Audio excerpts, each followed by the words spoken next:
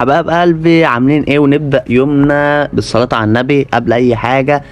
انا اخويا الكبير جاب 90%، عايزين نبارك له كده في اول الفيديو، نخش في الكومنتات وكلنا نبارك له. هو ازهري وعلمي، فالدنيا بصراحة كانت ملطشة معاه، فعايز كل الناس تبارك له. فاحنا هنا كنا في قلعة صلاح الدين الايوبي، كنا لسه في الطريق، يعني مش في الطريق، بدأنا ان احنا نتجه للمكان ونخش. وهنا بقى ايه، واحنا طالعين بقى قلنا نصور لكم حته كده بقى المكان فاضي.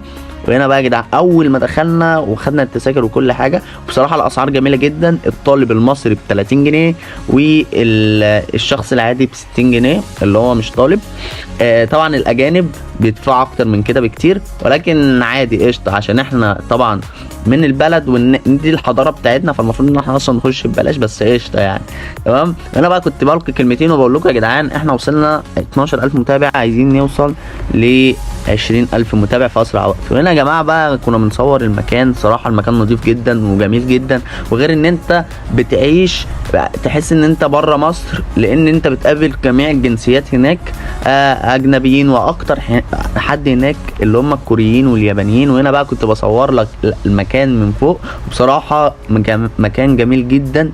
هنا بقى يا جدعان بصوا ايام زمان، تحس ان انت دخلت عالم غير العالم اللي انت عايش فيه. وغير يا جماعه ان انت اصلا اول ما بتخش المكان جوه بتحس ان انت جيت على الجاهز، يعني انت جيت على الجاهز. ولو هتدخل المكان ده من غير مرشد سياحي، فانا بنصحك ان انت ما تخشش غير بمرشد سياحي، تمام؟ لان المرشد السياحي بيبقى عارف الصغيره والكبيره في المكان، وبحس ان هو هيشرح لك المكان كله، ما تبقاش داخل كده عامل زي العبيط مش عارف ايه اللي جوه وايه اللي داير، ان ده سلاح خلاص ده سلاح.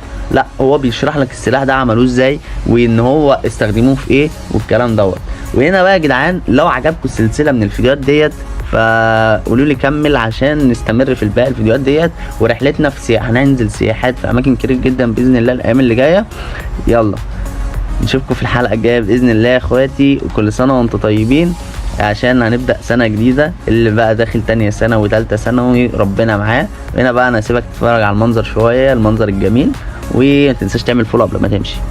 يلا سلام، اتفرج بقى براحتك وانا هسيبك وامشي.